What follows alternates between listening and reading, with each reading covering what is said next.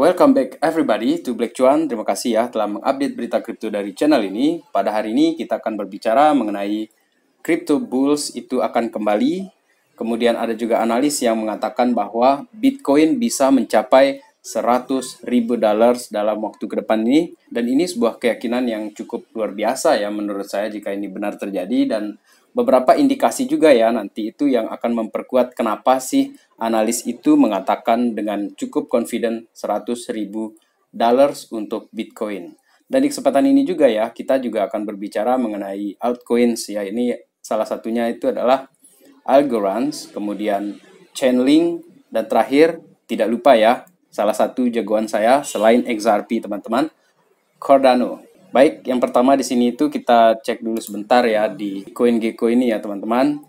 Jadi Bitcoin tadi malam sempat di $24.000 dan sekarang ada koreksi dikit lah ya. Sekarang berada di 23.700-an dollars ya. Dan untuk market cap kita secara total itu 1,16 triliun dollars, ada penurunan dikit saja, slight correction lah, 1,3% begitu kan. Baik, kita langsung ke analis ya yang mengatakan bahwa akan terjadi $100.000 untuk Bitcoin. Dan dia katakan di sana, Mooners and Shakers, top analyst says 100K for Bitcoin, just a matter of times. For now, baby step toward 24K. Jadi untuk sekarang ini kita pelan-pelan saja katanya dia, ke 24.000 dulu, kemungkinan ke 26.000, 28.000, 30.000, 40.000, ya seterusnya lah seperti itu. Jadi inilah salah satu yang menyatakan bahwa Bitcoin ini akan bisa sampai di $100.000 ya. Jadi analis ini bernama Mike McGlone ya. Jadi analis yang sering sekali dikutip oleh Cointelegraph, Decrypt ataupun CoinDesk ya. Dan di sini dia katakan ya bahwa $2.000 untuk 1 ons-nya emas dan $100.000 untuk Bitcoin dan $50 untuk crude oil atau minyak mentah.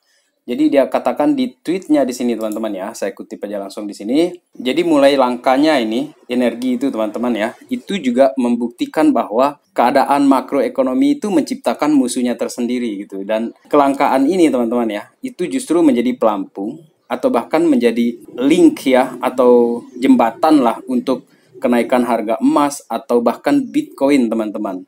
Jadi dengan adanya kelangkaan ini gara-gara makroekonomi, ada perang Rusia dan Ukraina itu ya, kemudian ada Amerika yang menaikkan suku bunga seperti itu. Jadi ternyata mereka ini justru secara tidak langsung ya, mereka ini menjembatani kenaikan harga-harga dari emas, Bitcoin, bahkan minyak mentah.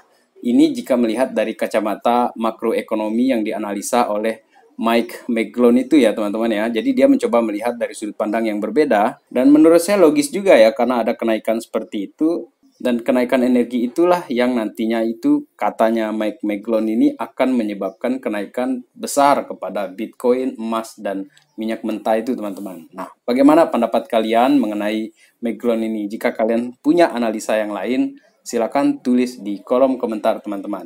Kemudian ada indikasi yang berikutnya di sini, yakni insane evidence ya, Bitcoin has capitulated in past 2 month analysis.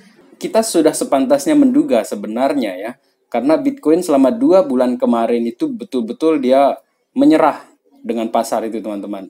Jadi dia ambrol turun saja. Jadi kita betul-betul selama 2 bulan itu kalau bisa nangis darah kita kemarin itu teman-teman ya. Tetapi apa yang harus kita lihat dari kejadian seperti ini itu adalah karena dia sudah menyerah, sudah banyak yang menjual dalam posisi loss di sana ya, seperti chart di sini ya, saya coba perbesar. Jadi di sini itu yang tren merah ini itu adalah grafik supply transfer at loss. Jadi ini orang-orang yang dalam posisi loss teman-teman. Jadi ini sudah spike di sini. Maka kalau kita lihat dari Cointelegraph ini yang dikatakan itu adalah sekarang ini setelah 2 bulan itu lewat teman-teman, sekarang ini adalah great accumulation zone. Jadi disinilah tempat orang mulai mengakumulasi dengan harga yang bagus ini teman-teman. Ini menurut di Cointelegraph itu. Dan saya juga setuju ini karena kita memang sudah betul-betul di drag ini sampai bawah sekali gitu teman-teman ya. Dan kalau kita lihat ya dari Stock Money Lizard di sini ya, ini salah satu indikasi saya yang terakhir di sini ya untuk technical analisisnya lah kalau saya bilang begitu ya. Dan saya kutip dari Stock Money Lizard dan dia katakan boom and bust. After the bubble has burst, a new cycle begin. Jadi setelah bubble itu katanya dia, maka yang terjadi itu adalah cycle yang baru. Dan seperti dia tuliskan di sini ya, atau dia bikinkan di sini ya, dengan bubble 1, bubble 2, bubble 3, polanya ini hampir sama teman-teman. Dan dia harga Bitcoin ini berada di betul-betul di tunnel yang betul-betul kayak skenario-nya ini precise begitu teman-teman. Karena dia tidak pernah keluar dari channel ini teman-teman.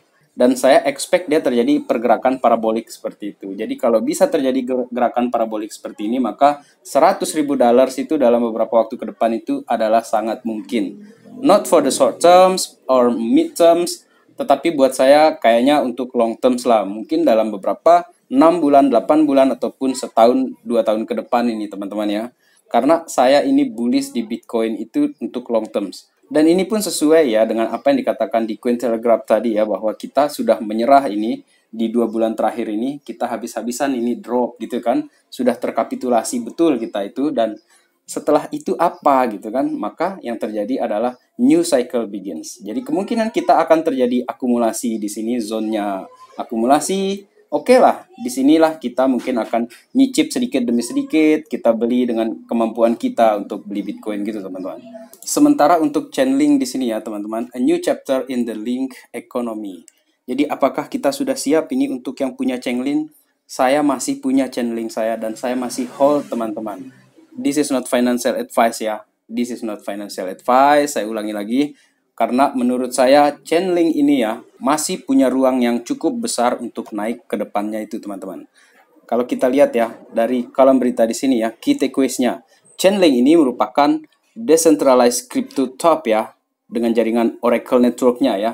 Dan dia ini terkenal sebagai blockchain yang menyediakan data ya, untuk memberi kekuatan kepada aplikasi-aplikasi di DeFi itu ya, decentralized finance itu teman-teman. Kemudian network ini sekarang ini teman-teman, dia berencana untuk launch dia token staking-nya dan nodes delegation system. Dan updates ini bisa membuat Chainlink ini lebih aman dan lebih terdesentralisasi. Bahkan ya, dia ini ada potensi untuk semakin berkembang ke depannya dan menarik banyak project lain untuk masuk ke dalam Oracle ini teman-teman. So, buat yang punya Chainlink, menurut saya this is a good news teman-teman. Kemudian kaitannya Chainlink dengan Ethereum tadi ya teman-teman ya. Chainlink will not support Ethereum proof of work. Jadi dia tidak akan lagi mensupport ya proof of work-nya Ethereum, karena jika nanti setelah selesai nanti itu the merge-nya Ethereum ya, Chainlink sudah tidak akan lagi mendukung proof of work-nya Ethereum ya. Tetapi untuk sekarang ini masih lah Chainlink ini mendukung proof of work-nya Ethereum. Tetapi nanti teman-teman setelah tanggal 19 September itu, jika jadi ya the merge-nya Ethereum itu, maka resmilah Chainlink berhenti mensupport proof of work-nya Ethereum. Jadi dia hanya akan mensupport yang di bagian proof of stakes-nya. Jadi di sini muncul perdebatan bagaimana dengan Ethereum yang lama gitu kan. Apakah nanti itu tidak akan terjadi crash ataupun tidak akan terjadi masalah ataupun kendala gitu kan dengan transaksi-transaksi yang terjadi atau pengembangan-pengembangan yang terjadi, terutama yang ada kaitannya dengan Chainlink. Oleh karena itu Chainlink mengatakan untuk suspend ya aktivitasnya dulu sementara the merge ini terjadi sampai dia kemungkinan berhasil. Meskipun ada juga yang masih meragukan hal ini akan bisa cepat terrealisasi teman-teman. Tetapi kita lihat saja nanti ya bagaimana proof of work-nya Ethereum itu berubah ke proof of stake itu teman-teman. Sementara untuk price exchange-nya Chainlink ya teman-teman, ini dari time frame 1 minggu ya. Ini memang betul-betul orang-orang yang long di sini dan dia coba menarik garis channel di sini dan dia katakan bahwa kemungkinan besar Chainlink itu dalam waktu-waktu ke depan ya, untuk terutama yang long term holders ya, itu Chainlink bisa akan tembus sampai mungkin levelnya $100-an seperti itu teman-teman. Dan menurut saya jika memang Bitcoin bisa menembus $100.000 maka Chainlink pun pasti akan ikut seperti itu ya. Kemudian sekarang kita beralih ke Algorand ya teman-teman ya. Di sini ada berita dari CEO-nya Algorand ya. Mungkin kalian sudah tahu bahwa CEO-nya itu sudah mundur ya, si Stephen Kokinos itu, dan dia katakan kemundurannya dia dari Algorand ini bukan untuk meninggalkan Algorand ya, tetapi dia step down dan menyuruh temannya itu untuk jadi CEO karena dia ingin fokus ya dalam pengembangan di jaringannya Algorand sini teman-teman. Jadi dari Twittersnya Steve Kokinos ini menyatakan kemunduran dirinya dan dia menyatakan bahwa Sinford ya, itu yang menjadi penggantinya dia sebagai CEO di Algorand. Karena dia ingin fokus untuk mengembangkan Algorand ini teman-teman. Karena kita tahu kan Algorand ini ya sudah menjadi partnersnya FIFA yang resmi teman-teman. Dan untuk sekarang harga Algorand itu memang sudah terdiskon cukup dalam ya teman-teman. Tapi tolong diingat, ini jadwal sepak bola. Sepak bola Piala Dunia 2022 tanggal 21 November teman-teman. Sementara kita tahu bahwa Algorand ini akan menjadi blockchain yang akan mendukung platform di FIFA itu nanti teman-teman.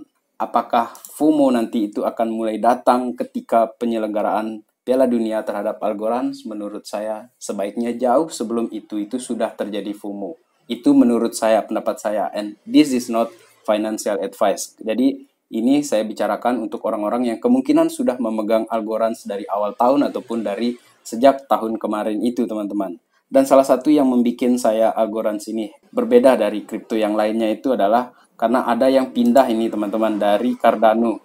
Jadi ada technical contributorsnya Cardano itu join ke Algorand teman-teman. Jadi tim dari Cardano yang pindah ke Algorand itu ya, si John Woods ini ya teman-teman ya. Dan sekarang ini dia menjadi CTO di Algorand dan merupakan salah satu developer yang tulang punggung lah di Cardano katanya si Charles Hoskinson ya. Bahkan dia mengatakan justru ketika dia pindah ini didukung oleh Charles Hoskinson karena menurut Charles Hoskinson ya biarkan dia berkembang di sana gitu kan. Jadi mungkin ada yang ingin dia lakukan di Algorand itu teman-teman. Dan positifnya Charles Hoskinson di sini dia katakan bahwa ada kemungkinan kerjasama yang akan terjalin di kedepannya untuk Algorand dan Cardano. Jadi dengan adanya si John Woods itu kan di dalam Algorand, jadi gampang lah mungkin komunikasi mereka seperti itu. Jadi positif sekali orang-orang ini. Tidak seperti si Mark Cuban itu yang menjelek-jelekan Cardano kan. Dan untuk Algorand sendiri ya pada hari Senin kemarin itu ya, dia itu diberi rating bullish ya oleh Investor Observer ya. Ini adalah salah satu web ya yang memberi sinyal ya atau pertanda untuk Algorand. Jadi kalian bisa datang ke sini, Investor Observer namanya. Kalian bisa lihat nanti di sana koin-koin yang sedang bullish dan di sini salah satunya termasuk Algorand ya. Jadi dia ini berada pada posisi bullish ini teman-teman. Jadi tetap melakukan riset ya, meskipun dari web sudah disediakan data-data ataupun sinyal-sinyal seperti ini teman-teman ya, karena resiko volatilitas di kripto ini kan sangat-sangat kejam. Kemudian ya teman-teman untuk Cardano di sini, ada orang yang terus saja membeli Cardano dan alasannya itu masih tidak diketahui. Ini berita dari U-Today ya, dikatakan di sini oleh salah satu akun di Twitter ya teman-teman ya. Jadi seseorang sedang membeli Cardano, katanya dia di sini. Mungkin saya juga termasuk sedikit-sedikit di sini ada beli ya. Jadi Cardano ini ada yang beli dan pertanyaannya dia di sini itu adalah apakah orang-orang ini membeli ya itu untuk ngedam Cardano nanti setelah fasil hard fork itu selesai. Jadi ada kemungkinan seperti itu katanya dia. Dan ini justru terjadi ya teman-teman ya. Ketika Mark Cuban kemarin itu menyatakan bahwa Cardano ini tidak punya impact sama sekali di dalam ekosistem kripto. Ya, dia katakan seperti itu, bebas saja si orang berasumsi kan.